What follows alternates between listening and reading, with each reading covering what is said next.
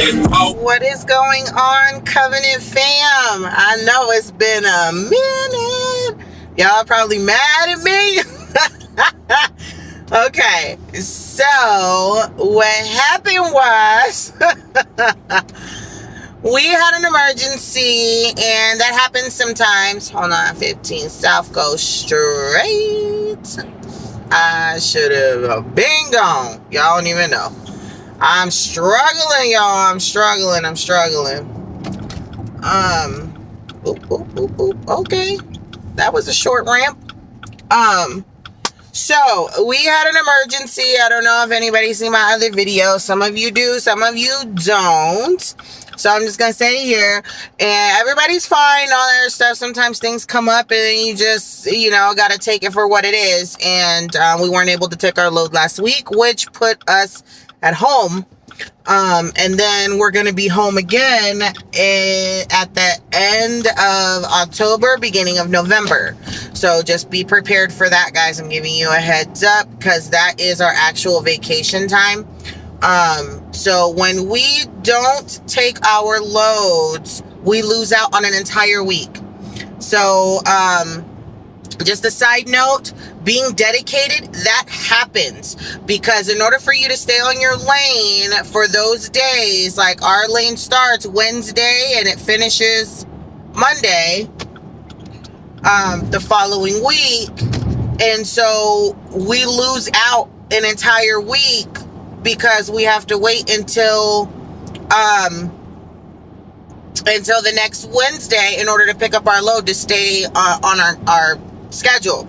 Because when you're on a dedicated and you get off your schedule, it is very hard to get back on like the cycle the way that you need to run.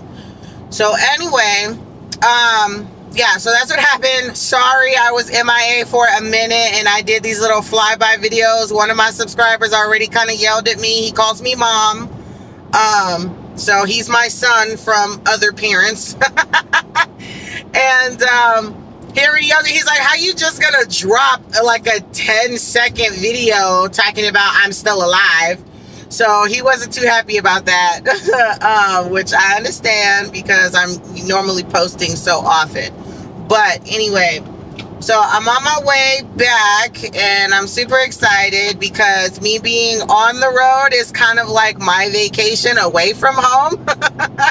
So I actually like it both ways. But anyway, so I owe you guys a gospel video, so I will be throwing that in here at some point in time real soon. Just a few announcements that I have to make that are important, and that it's not, I don't want to say it's not important enough to do its own video, but you know what, because I'm so long-winded, I'm going to end up doing my own video for each one anyway. So 2 of them I can combine together, and then the Gospel Sunday video I will do after this. So it'll be like literally right after I get done with this.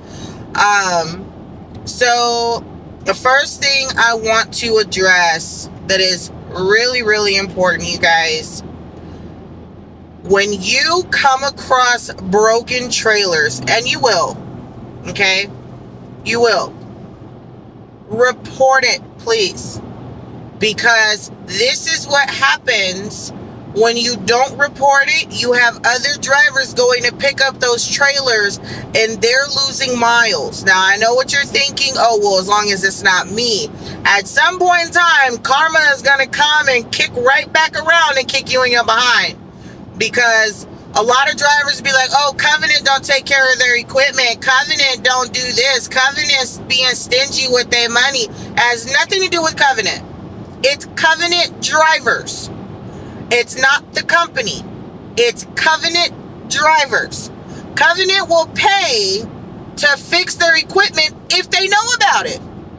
They can't fix something that they have no idea if anything is wrong with it. So we grew up saying a closed mouth don't get fed, right? And that goes for anything. So you need to say something. Oh, y'all can't see me. I disappeared. Okay. Sorry.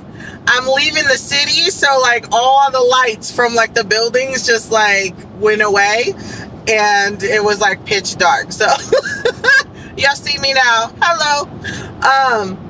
So anyway, where was I at? Okay, closed mouth don't get fed, and that goes for anything. So if there's something going on with the trailers, Covenant needs to know about it. That's what breakdown is for. Yeah, nobody wants to sit on hold for 2 hours or whatever to call in a broken light. But it's better for you to do that, so that way all the equipment is running the way that it should. And then when you go and pick up trailers, you don't have to worry about being the one that have to call in and sit there because the driver that dropped it or the driver that attempted to pick it up before had already called it in. And it's already had time to get fixed. So don't be one of those drivers that has that selfish mentality that's like, oh, it's not me, so I'm not tripping or I'm not worried about it. You need to be worried about it, because at some point in time, you're going to end up going to pick up a trailer that's the only empty that's there, or even a loaded trailer, because sometimes these shippers, they'll load a trailer that is broken because one of our drivers brought it in. So they're like, hey, this is what you brought me, so I'm going to load it. You guys paid for this load, or we're paying you to haul it. This is all we got. You better fix it and work on it or something. So these are the things we have to keep in mind. And a lot of drivers don't think about it because they're only worried about them and what they got to do. And I get it. I understand, because that's what you're normally supposed to do. Worry about yourself and keep it pushing. But when you work in an industry that one thing affects another, you can't run like that, because at some point in time, like I was about to say, when you go to pick up that loaded trailer or an empty, when Covenant sends you for an empty, if you're in that area and you need an empty to go take to another shipper to pick up your load, and that trailer's sitting there, and you might have to call it in because it's on flat tires, brake chamber's busted, the lights don't work, your pigtail, the ABS, something, or multiple things wrong with that trailer is going to hold you up from going to pick up your load. So it basically, you taking care of your trailer and your equipment, doing your pre-trips, your post-trips, and all that stuff, reporting when something's wrong, brings you good karma. So it might take a minute, because it's easier to screw things up than it is to make it better, right? So it seems like when things go bad, it's easier to notice than if things were going great. It takes a minute for it to actually kind of line itself up. So let's already start the process now of, getting things in order and doing the right thing, getting good karma to come back around. You help a driver out, then it'll come back around to where you luck out and things just run amazing for you. Now, in this industry, again, it's hit and miss. It's up and down. You'll get drivers that just really don't care. So let's try to outnumber them, basically. So that is very important, because not only for us as drivers, but the company, for the shipper, for the receiver, all these things go into play. If you're late picking up your load or dropping your load off due to problems with the trailer, it's going to stall everything. And then you don't want service failures on you. So communication is a big thing. Hey, I'm at this shipper, and this is the only trailer that's here. This is what's wrong with it, blah, blah, blah. Do you have anybody in the area, service call, whatever? They will send somebody out, road call, to come and take care of it. It might not be that night. They might bobtail you somewhere else to get a trailer, but at least you called it in to report it. And then that way they are now aware, and they can send someone out to fix it, so that way it's not a problem and that trailer is no longer down and out of commission, right? And then the other thing, now y'all know that I work at Love's. Everybody knows that, it's not a secret. And I'm not trying to promote Love's on my channel, because this is trucking and it's Covenant. But being that I work at a truck stop, okay, I see Covenant drivers that come in to the Love's. at my store. And I'm there 3 days a week. Okay, at the beginning of the week.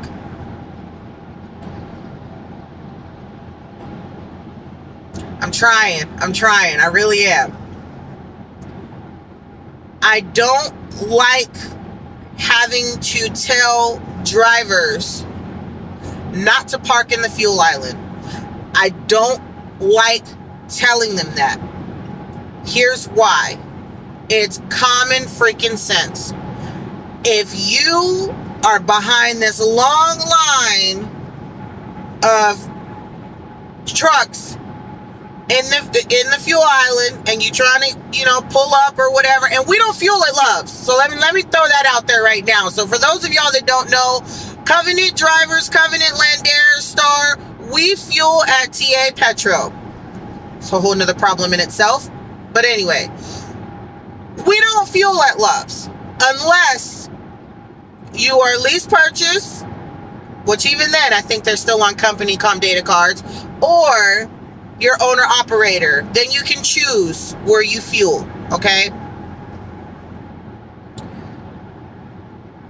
Company drivers, I know it's y'all. I know it's y'all.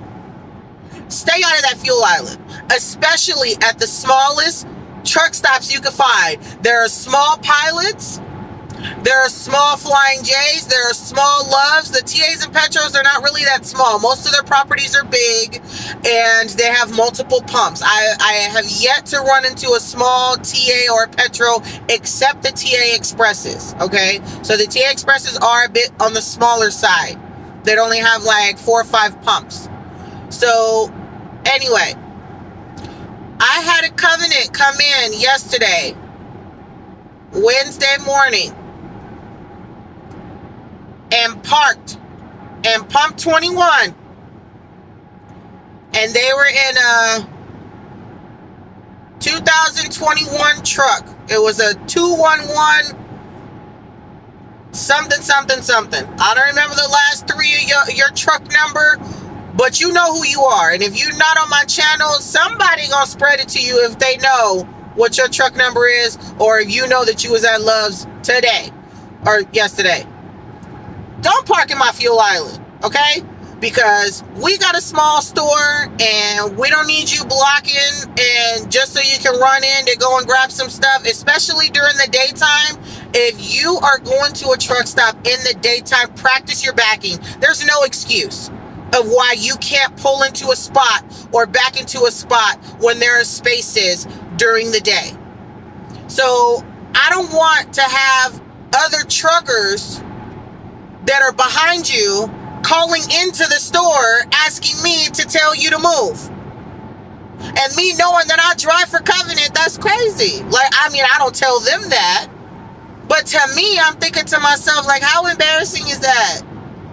I got drivers that drive for my company that I am so proud of, but yet they make us look bad because they just do what they want to do and park in the fuel island knowing that that's not a parking spot.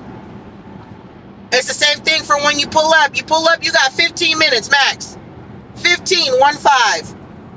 For you to go inside, go to the bathroom, get your little coffee, your little breakfast bread thing or whatever, your donuts, whatever you get, and then get back in your truck and move. There's no reason you should be parked in the fuel island, period. And it's not just for Love's. It's for any place. Do not be parked in the fuel island, because if it were the other way around and there were drivers parked in the fuel island and you were behind them, you're going to get upset, right? Because you want to go. You don't want to sit there and wait. You want to make sure that you're in the fuel island so you can get your fuel, go inside, go to the bathroom, do what you got to do, and then you can roll. But you can't do that if a truck is blocking you, right? So it's the same thing. Common courtesy does not exist anymore. It's this selfish, it's not me, I ain't worried about it, or I got here first. No, be considerate, put yourself in the other driver's shoes, and then you be considerate and you move the heck out of the way. It's really not that hard, guys, and it drives me nuts that we actually have drivers out here that's like this. Like, there is a way for you to do your job and not impact or affect anybody else, right? And I know what some of y'all are thinking. Well, it's not like they do it for us, or why do I got to be the better person? Because in the Lord's eyes, that's what we're supposed to do. Don't worry about whether they're a good person or she's a good person or she do stuff on purpose or he did it. He knew I wanted to pull in that fuel island and he got there first and just swooped it. Who cares? What I'm saying is, you know right from wrong. You lead your life and live your life the right way, and then you'll get your blessings in another way. Don't worry about what other people are doing, right? So don't park in the fuel island for you to go inside, especially at a place we don't fuel at. That's crazy to me. And you know they're towing trucks now. So let me tell you something. If you get towed being in a no parking zone, parked in the fuel island, they're even cracking down on parking in front of broken pumps, even though it's taped off and it's got the barrels and the cones and everything like that. You pull in there and you park that truck and you go to sleep, you might wake up in a tow yard. I'm just being honest. You gonna wake up in a tow yard. And let me tell you something. Covenant will not cover those charges. Anything that you do in the truck, it is your responsibility to make sure that you're not doing anything to put yourself in a position to where you're going to be out money, or the company to be out money. They trust you to know right from wrong and where to go and where not to go. So therefore, if you get towed or a ticket or anything like that and it was preventable, oh, yes, baby, you will be coming out those charges. Covenant will not cover that for you. They won't. I promise you they won't. So keep that in mind, you guys. But yeah, stay out of my fuel island, especially if you are a Covenant driver. I bet not catch y'all. And you lucky that I got swamped at the diesel desk and I could not leave from around that counter. I went out there one time, but I had to tell a customer to hang on because all he was getting was a scale ticket. And even then, like, I can't put my customers out just to go and see what somebody else is doing, right? But I had answered the phone and a driver called in to complain that Covenant Transport is parked in the fuel island, not fueling and not moving. So they wanted me to go out there and tell y'all to move, okay? And I would have. I would have. And I went out there, and nobody was in the truck. Nobody was in the truck. So I had to go back inside, deal with the customers, and we are one of the busiest loves there is on this side, okay? So we get swarmed and hit all the time. It's craziness. It's a madhouse, okay? But I mean, we like the work, we like staying busy or whatever, and I love to see you guys come in, say hello to me, ask for me. You can say, hey, is Kay working today? You know, something like that. But if I'm there, I will see you, I will talk to you, I'll have a conversation. You know, I like interacting with you all. So if you are in the area at any point in time and you go to the Loves off exit 64 off I-15, I will be there, okay? But you better not be parked on my fuel island. Don't be parked on my fuel island and then we friends, okay? But yeah, I was angry. I was embarrassed, you know, that our drivers really do be parking in the fuel island as if they're entitled to be there just because, for them to do whatever they want to do and take their sweet time. That's not right. That is not right, and that's not what we're supposed to do. And so you guys are lucky you wasn't in the truck, because I sure would have knocked on your truck and told you, you need to move and get out of my fuel island and go park in one of the designated parking spots, because there's no reason for you to be right there taking your 30, doing whatever, switching out. There's space for you to be in a spot, okay, especially during the daytime. but I didn't get the opportunity, so I'm putting y'all on blast right now, and I wish I knew I could remember the rest of y'all truck number, but don't do that. Don't do that. So new drivers coming in, don't park in the fuel island. It doesn't even have to be a Love's, Flying J, Petro, TA, and Pilot. Do not be in the fuel island, okay? Because it's rude. It's rude. And you wouldn't want somebody to do that to you. So, that is my rant for this morning and this video. And next, I will be doing my gospel video. And I gotta choose which one I'm gonna do. I wanted to say I made it to 142 subscribers.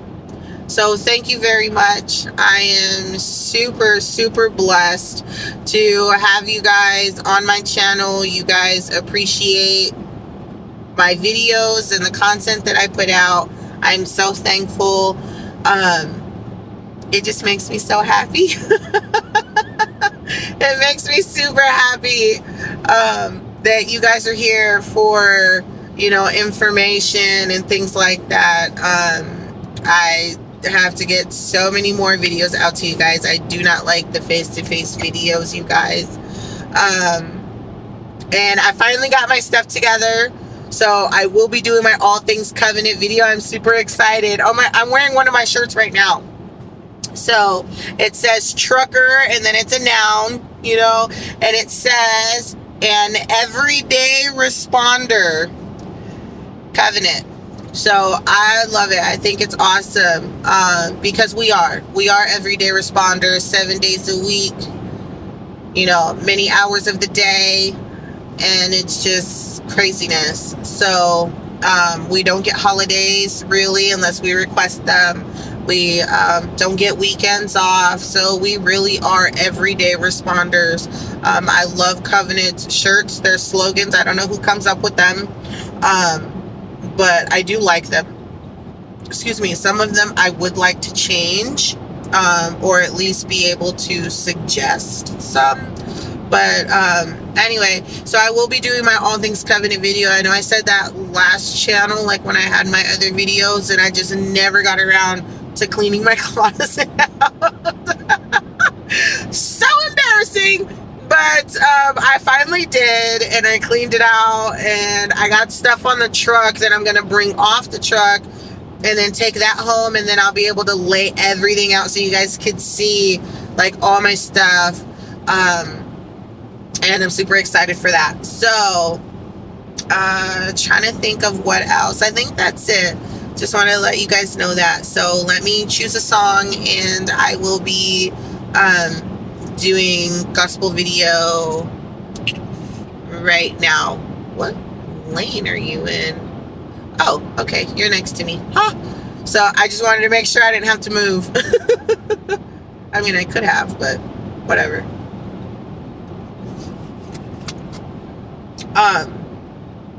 So yeah, let me do that video and upload this one, and that way you guys will get 2 videos before I even hit the road. So yeah, see you guys in the next video in a few minutes. So until next time, guys, bye.